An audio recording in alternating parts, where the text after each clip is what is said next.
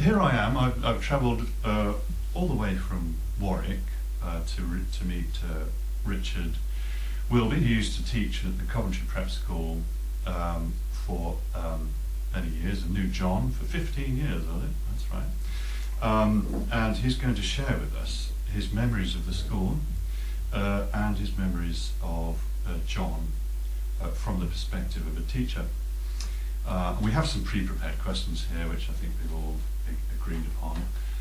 So thank you for hosting us, Richard. It's very nice to see you again. Very nice to see you, Jay, after all these years. Really lovely.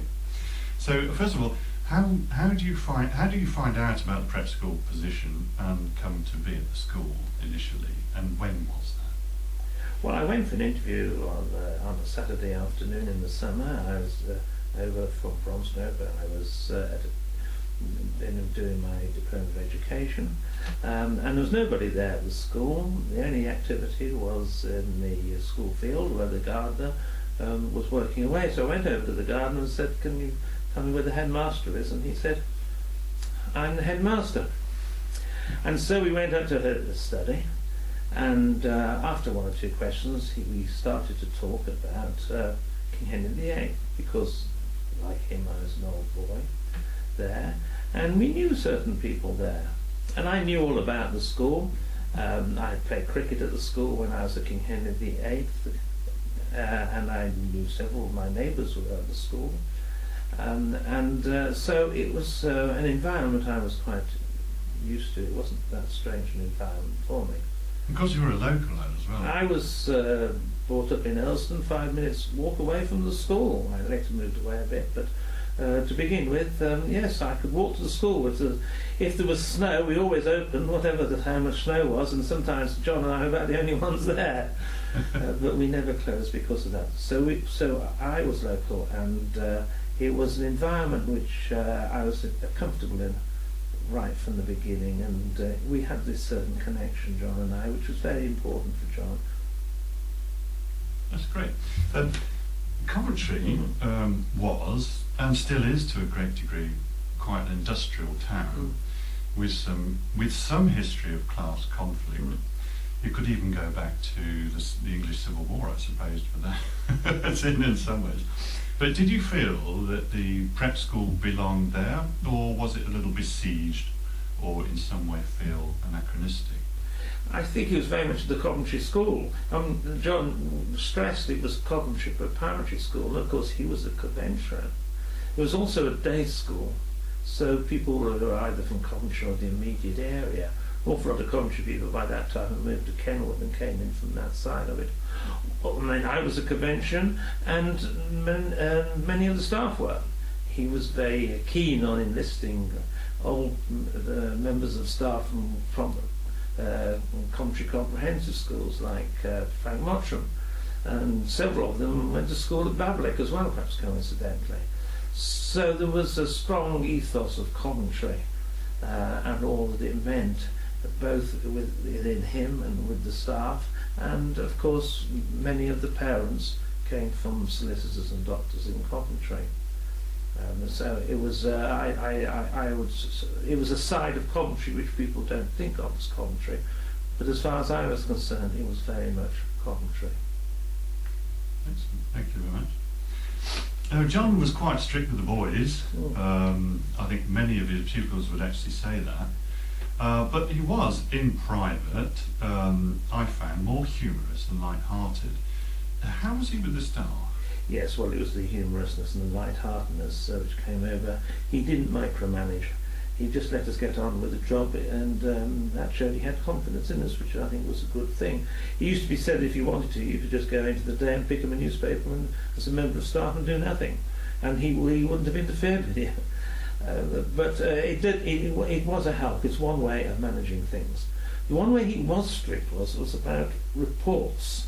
And you had to get them absolutely right. New members of staff who might have had 30 years of teaching had about 20-30 reports perhaps returned because of things he didn't like about them. He had a thing about the word aspects. You couldn't use aspects.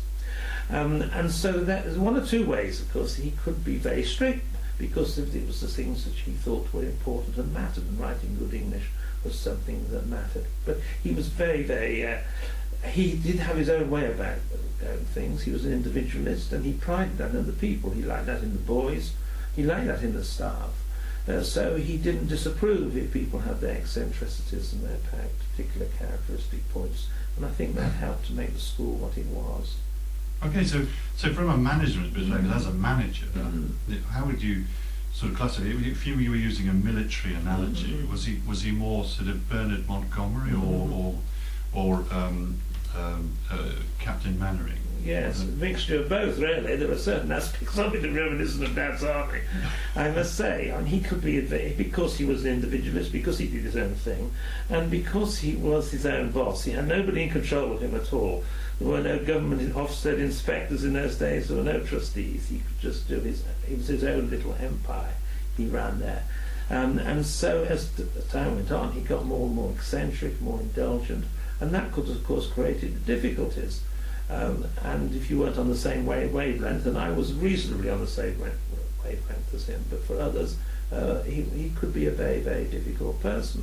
But in the end, he gave you this freedom to teach as you wished, and gave you, and that was, if you took it, then it gave you great scope. And enabled you to do things which you wouldn't realize if you're under more stricter control. Mm-hmm. You could be more creative as a person. You found that inspirational? Yes, I did. Yeah. But I found it at the time difficult. Looking back, I can remember much more the inspirational side of it, but I tend to forget the little minor pinpoints of irritation and frustration, which something like that is inevitably going to be with people if you're trying to work for them. And how did you contrast your time at Coventry Preparatory School with when you moved on from prep school? How did you compare? Well, I taught in the more conventional, there was a boarding school down here in Sussex, and there was a different setup because there was a board of trustees and the headmaster was salaried. He was younger, and I think he was all right, but he was just an average headmaster, and of course that didn't compare well. And you realise just what an extraordinary man John was when you went to somewhere else. It's always so. You take these people granted, and you took it for granted over the 15 years, but as time has gone by, you realise you should never have taken him for granted because he was quite extraordinary. Okay, well that's actually funny enough. When I look back at my time at the school, it's one thing. I sometimes fell foul of the discipline there, but I just have a pretty fond memory of the school. Good. Overall. That's lovely to hear. Yeah, it's really, really lovely. And what was your opinion of corporal punishment then and now? Because it was fairly commonplace then, wasn't it? I think when I arrived there, I wasn't surprised to find that there was corporal punishment, but of course it was just the headmaster, and he very discouraged any sort of physical punishment from the staff. Over the years, things did change. One of the things about the school in my 15 years, it didn't really change as much as the society around it.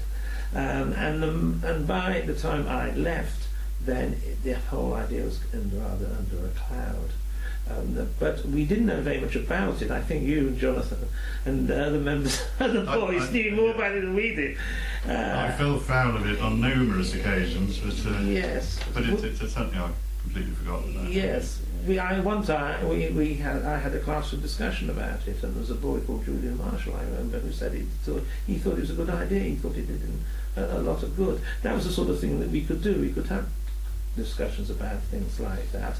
But we didn't know about who was caned and who wasn't caned. He brought it up from time to time in our long discussions we had about individual pupils.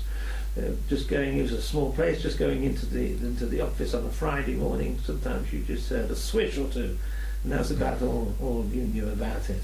That was probably me. But I always remember, even though I was one of the recipients of the canings, that there was always a logic to it. There was never any malice, you know. So that was all very well understood at the time. Now the staff room was a great mystery to us pupils. It was great because it was very sort of dimly lit and often full of smoke and comfortable chairs, and that's really where the teachers lived, and so it was kind of sacrosanct to us. We approached it with great trepidation. But what did you talk about in the staff room? We talked about absolutely everything. All life was there, but we did talk about the boys quite a lot. Most of the time in a fairly light-hearted way. We enjoyed talking about them because we enjoyed teaching them, and of course John would take a lead on that really. On the smoke, of course, when I first went there, Frank Mottram sat in the big leather armchair. It was his right as a senior teacher, and puffed away at his pipe. But he later threw his pipe away, and the only smoker was the headmaster. He was supposed to be only come into the common room by permission of the staff. That was the custom. It was our room, not his.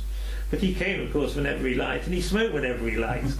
And that carried on until the time I left. Oh, wonderful. Yes, indeed. So during your time there, how do you think the prep changed? Well, as I said, it didn't change a lot because he was there. Many of the staff were there. Martin Green was the deputy head throughout the period of time I was there. Trixie was there throughout the period of time I was there. And so there wasn't a great deal of change. But I think there was one important factor that did alter both John and the school in the 80s, and that was his great ambition to make it the cathedral school and to have a choral foundation.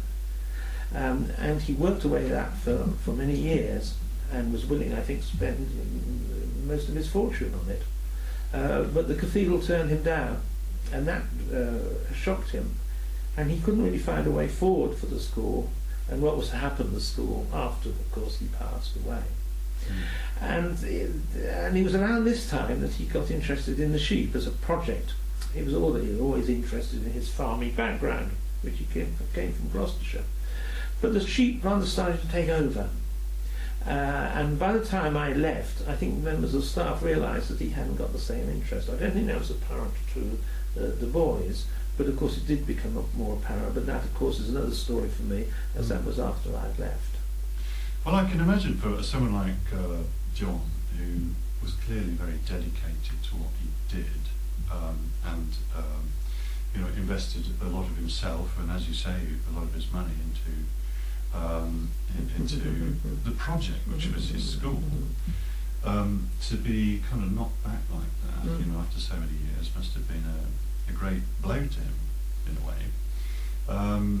So you really do think that he drew a line? There's almost a line drawn at that point when he was actually knocked back by yes, because of course religion was very important. That is my theory, and yes, and of course it was Coventry as well. So the things that he felt deeply about, Coventry, the Church of England, the religion, and the school which he had bought and which he wanted to continue, and he didn't have a family, and didn't have any children, so that was his family, and so it would be natural that he should be knocked if he couldn't find a future for it. So it was almost a perfect storm, really. Yes. In terms of all the things which he loved. Yes. And he felt, felt a rejection. But that's only my theory. He didn't say so in as many words to me, but I've always had that as the idea about it, and of course it is a fact, of course, that the school did eventually decline in numbers and was taken over, and he did sell it and was happier sheep farming. Okay, which he did quite successfully. I think so, yes. Yeah. How did the world change during your time there, and did that affect the outlook or philosophy of the school? Well, I was there from 74 to 89, and most people would agree that the world changed a great deal from the 70s to the 80s. Coventry changed a great deal. But you weren't aware of that in the school because John didn't change. In some ways his ideas got more entrenched, and many of the staff were older people who didn't really bother worry about change. And of course that could be seen as a fault of the school. On the other hand, it did give it stability. So things like little relatively trivial things like corporal punishment, for instance. Corporal punishment kept on while the world was changing. He wasn't old-fashioned in all respect. He kept up well with technology. He was into computers fairly early on. He used to do tapes and things like that before then. He enjoyed driving his cars. He used to drive very fast. And so you shouldn't think he was too much of an old fuddy-duddy. Some things he kept up with. But my overall impression of the school was that it was in some ways stuck in the 50s and the 80s. That's unfair and it's an exaggeration, but it's the impression I had when I look back on it, and the impression I had when I moved to another school as well, that I was moving into another era. What was the most satisfying part of your job?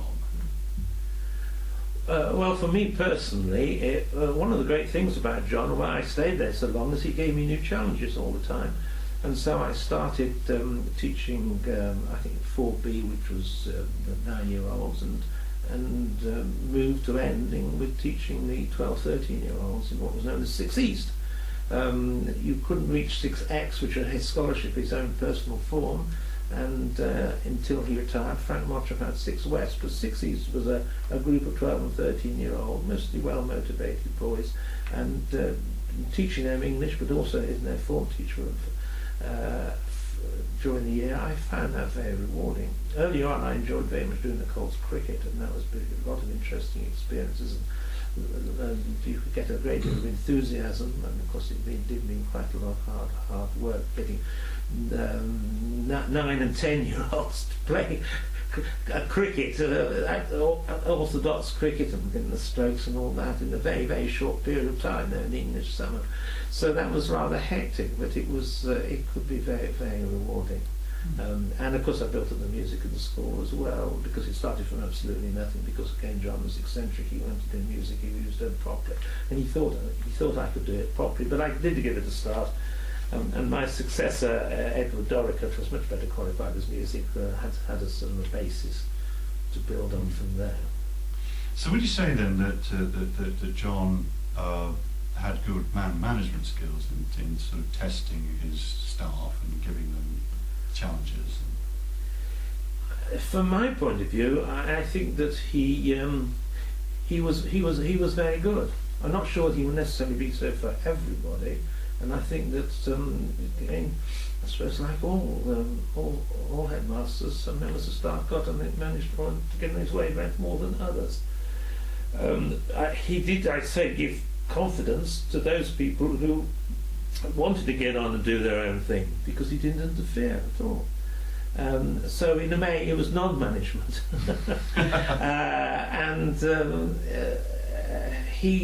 While he was like as a manager of the school, he had his head in the clouds in many respects, but I wouldn't say he was a complete non-starter as far as business was concerned, and I think he was probably quite shrewd as far as financial matters were concerned. I think he was probably run quite successfully as a business enterprise for most of the time I was there. Were you aware of the position of the school academically? I mean, did any of the academic achievements of the school suffer, because of this kind of grant management rather than micromanagement? Did the school perform well in that sort of way? Well, academically, he was very, very high-powered. He was very high-powered in classics. That was where his degree was, but his command of English and of English literature was quite equal. So that if you were talking about getting scholarship for pupils through exams, his area, he was very good. And I also think, though he didn't seem to have the qualifications, and you would have thought from his background that Frank Mottram was extremely good on the maths. So one little anecdote, he got a boy called Timothy Hall came to him, and they said we wanted to get a top rugby scholarship. We haven't got a great deal of money, and we think this boy is very bright. And John said, I'll take him on, I'll get him a top rugby scholarship. And he got a top rugby scholarship. So there was no problems about that. But we weren't that much challenged because, like you, many of the pupils went to King Henry VIII. And it wasn't too difficult to get people into King Henry VIII actually in those days. So it wasn't, and of course a lot went to Princeton as well, which I think was a suitable school for those people who were less academic. So from that point of view, he would have probably liked, I'm sure he'd have liked, and we would have liked more challenges, really, but they weren't put in front of us by the parents. I see. Okay. And did you think there were any? Well, what were the pros and cons of working in such a close-knit school? Would you say? I think they were the obvious ones. You didn't have the resources in such a small school, but you had the personal connections. And I mean, John did know everybody in the school, and he spent a great deal of time. He would know anybody. In any case, it wasn't difficult for a school of 130. But we spent an enormous amount of time in preparing for the parents' meetings. We spent a lot of time on the reports. And those were the only, you talked about staff management, but those are the only staff meetings we had. It's significant, the only meetings we ever had were about talking about boys. And that was, and I have memories, it would go long in the evening and people would sit there when we talked after school about each of the boys individually, sometimes half an hour on each an individual boy. He'd ruminate about it, think about that, and look at their watches. But it was important to him, it mattered to him, and I think because in many ways he was right. He probably was, yes, given that as a fee-paying school and parents would expect, to have a report about each individual child. The parents' meetings were, I think, more nerve-wracking for the parents than they were for the staff. Well, we had John there. He was always very supportive of if you had any problems with parents. And the interview of the parents by him and by the head teacher, by the form teacher and the English or maths teacher. And I can remember going up looking into Form 6 where there were two sides and you could look into them, and there was a boy called Nijar, and he hadn't done very well, and his elder sister had come instead of his parents, and she was a little girl and she was just sitting there, and there was in front of, I could see this picture, and there was Frank Mottram was such a little, and there was Annette Wintridge, who was the form teacher, looking very severe. And there was a headmaster who was overwhelming this little lady, and he was pointing out the error of Nijar's ways, and she was getting shrivelling up and looking smaller and smaller as he pounded the table.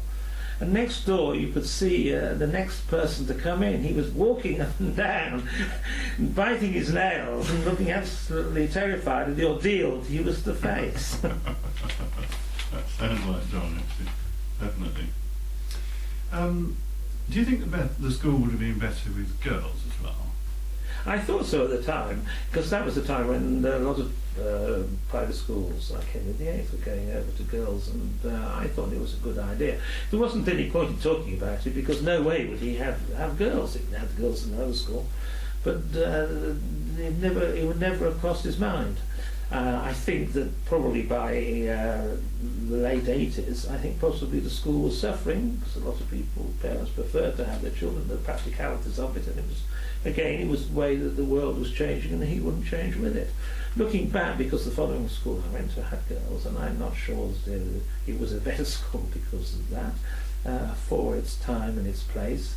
It was comparatively rough environment in comparison with state primary schools, which were very much run by gentle sort of ladies and had a very gentle and cosy environment. And this was a bit of rough and ready and noisy, it seemed, by comparison, but it was vital and energetic. It had drive and lots of character and lots of fun. And I think that's quite important when you're both a teacher or with a pupil. You're absolutely right. In fact,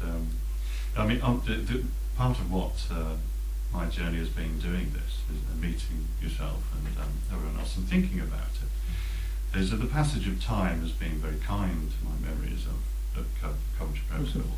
Good.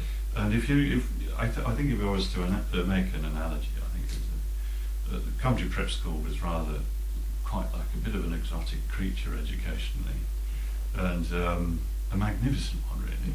And I was very proud and privileged to be a part of it. Is that something you've shown yourself?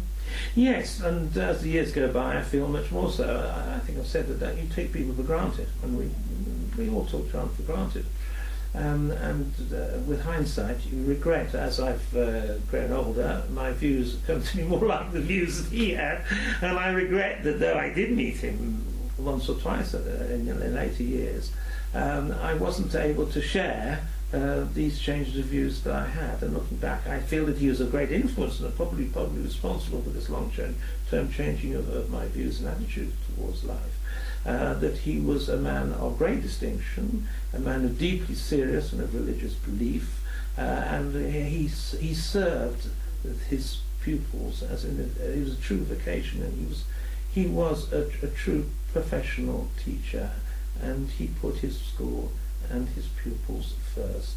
And I think he's a great inspiration for us all. And he's someone I don't forget, and I'm delighted that his website has been set up in his memory. Well, I don't think anybody who had met John Phipps would ever forget him. That's good. Richard, Wilby, thank you very much indeed for your time and sharing your memories with us. It's been a pleasure. I very much enjoyed it. Thank you.